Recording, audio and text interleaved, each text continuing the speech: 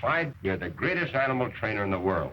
But don't tell me, tell the world. Hello and welcome to another bad movie review. This time we're looking at The Lost Jungle. This is from 1934 and this version runs about an hour and 8 minutes. I'll explain a little bit more about that in a few after the movie synopsis. So we open up with a roaring tiger, which is pretty awesome. Then we see some kitty cats running around for a while. We see a guy playing with the kitty cats, and then we get into the opening of the movie. We are at the winter quarters where the animals from a traveling circus are being housed for the winter. We meet an aggressive cat tamer named Sharky who is whipping one of the cats to try and train it to balance on a ball. That's when Clyde Beatty shows up and introduces himself. He is the head of the animals and the circus, I believe, and he puts a stop to it immediately, saying that Sharky's being way too aggressive with the animals and it's abusive and he won't put up with that kind of treatment with his animals. Irony aside, you can't look at this movie with a modern lens. You have to look at it for the time that it's in. So Beatty does punch the trainer and threatens to fire him if he doesn't knock it off. That doesn't really sit well with Sharky and he becomes more or less the foil of the film. We then meet Ruth Robinson and her captain father who arrive at the circus grounds, and it's made clear that if Clyde doesn't propose to her, she is going to have to leave with the captain on a months-long journey into the South Seas. The captain has been hired by somebody named Dr. Livingston, and he is insisting that he is not going to leave his single daughter alone unless she has a fiancé or husband. And this is incredibly short notice, of course, for Clyde because she's known about this trip for quite a while and hasn't bothered to broach the subject. So the captain kind of dithers back and forth about whether he should do it or not, but she ends up going in there when she meets Larry, who's one of Clyde's associates. He used to be a trapeze artist and now he's like head of advertising or something. A lion ends up getting loose, and of course this means that Clyde has to deal with that situation and solve the problem. Thankfully, the local latchkey kids are in the area and they give him a hand, because who doesn't want their 8-year-old hanging around a winter quarters for a circus? How could that possibly go wrong? Now Ruth tries to talk to Clyde, but it doesn't go real well and there's some awkward distractions and conversation that happens. Pretty obvious Clyde's a little bit oblivious to what's going on, but when he finds out that Ruth has left to go on this trip with her dad, he races off to stop her from leaving. Clyde arrives too late, literally missing the boat. Now 3 months pass and Clyde is trying out his new act, but there's been no word from Ruth and it's distracting him quite a bit. Now as it happens, her boat has run aground due to a storm. The island is incredibly dangerous with lions and tigers and hyenas and antelopes and zebras and whatever else they could find lurking around in the circus that they could recycle, because a lot of the animals are the same ones. Now Dr. Livingston is convinced that this is the island he was looking for, where the lost city of Kaymore, which he thinks is the cradle of civilization, is to be found. And that's sort of the kind of background subplot for this film. Now they don't have their wireless working anymore, so the ship crew tries to send carrier pigeons to get help. Meanwhile, they're also building temporary shelters, which are very elaborate, and you would think that they had a lot more time spent on building these things, but you know, it's a movie, just go with it, okay? Well, one of the carrier pigeons does find its way to what appears to be India, and a telegram is sent to the Institute of Science, letting them know what's going on and how it looks like Dr. Livingston has found the location where Kaymore is said to be. Thanks to the media, Clyde is informed that the ship has been found and that it was shipwrecked, and he immediately decides to kill 2 birds with 1 stone, because he was about to go on a trip to catch some animals all across Asia. But if this place has all the animals that it apparently is populated with, then he can rescue his girlfriend and get a bunch of animals at the same time. So he sets off immediately for that, making his promotions guy and a few other people kind of pull some strings to get him and some of his friends on the flight. So he jumps on this dirigible, and it of course runs into a hurricane, which doesn't necessarily destroy the ship, but they end up kind of just floating aimlessly until things go horribly wrong, and then it does start to go down. Well, Sharky is on that dirigible with them, and he takes the parachute and ski-daddles out of there, leaving Larry and Clyde to crash land on the island and have to fend for themselves. Of course, there's lots of shenanigans in between that and finding the crew of the boat that was shipwrecked. Of course, they use every reason they can to try and get some action sequences with lion taming and various assorted activities like that throughout the film. Now, it is actually a very pared down version of a 12-part cliffhanger serial of the same name, which is why this is only an hour and 8 minutes as opposed to the 4 hours that the serial is marketed at, which is kind of surprising because they did a really good job of condensing down the core story and eliminating parts. Like there's a gorilla apparently in the serial. I haven't seen the serial. I think I actually do own it, but I haven't watched it, and now I'm intrigued to actually sit down and watch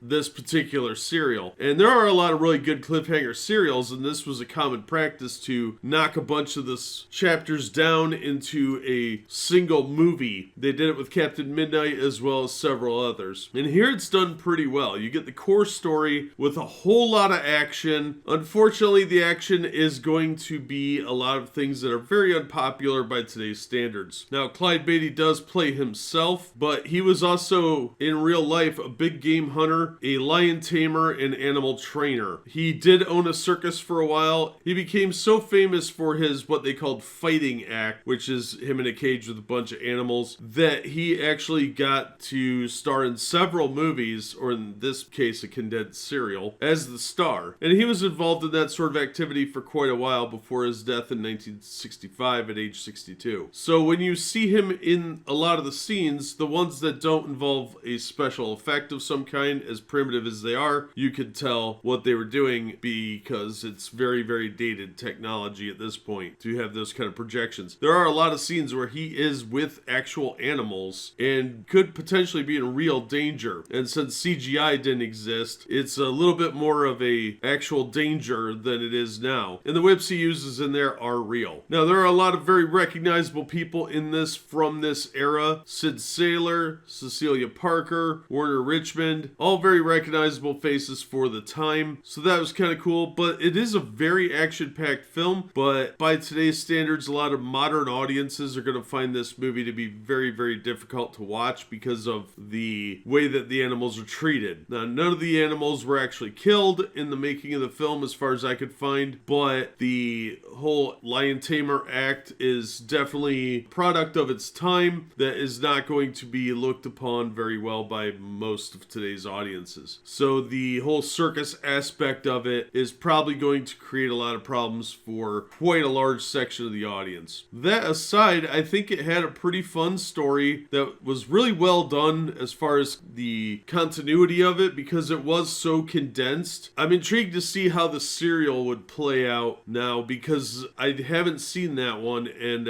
it's nice to see the shortened version sometimes first because you get kind of an idea if you want to actually go back and watch the whole thing. But this was directed by David Howard and Armand Schaefer, and I have to say I'm going to recommend this because even though it does have some sequences that are going to be rather unsavory to modern audiences, it is definitely much more action-packed and imaginative than a lot of the stuff on TV and in theaters now. There are a few National Geographic moments where the animals do engage in some natural combat, but it doesn't look like any of them were actually killed. They were just allowed to roughhouse a little bit, maybe even play fighting, except for the whole hyena on antelope action. That was definitely not playful. But I think this one gets a bad rating largely from modern audiences who think ill of Clyde Beatty for his animal act and the fact that he was a big game hunter. So if you can put that aside, you'll probably enjoy this. It does have kind of that serial feel, or like a similar feeling to the Tarzan films. Very high adventure, action adventure. You only see maybe 2 people get killed, and it's pretty vague. There is a great scene where they find some dead bodies, and you never actually see the bodies. You just hear and see the reaction of Clyde and Larry. And of course, there are some very comedic moments in here as well, because that was pretty common for serials and movies of the time to have some sort of wacky sidekick, and that's mostly Larry in this one. So a pretty fun ride if you're willing to see it for the period piece that it is and not try and judge it through the modern audience lens. If you can't do that, this is definitely not going to be for you. But that's going to do it for this episode. Thank you so much for listening and supporting the channel. If you enjoyed the episode, please hit the like button and don't forget to subscribe so you don't miss future reviews. If you'd like to help the channel out in other ways, links are in the description to various support methods. And as always, we hope to see you on the next one.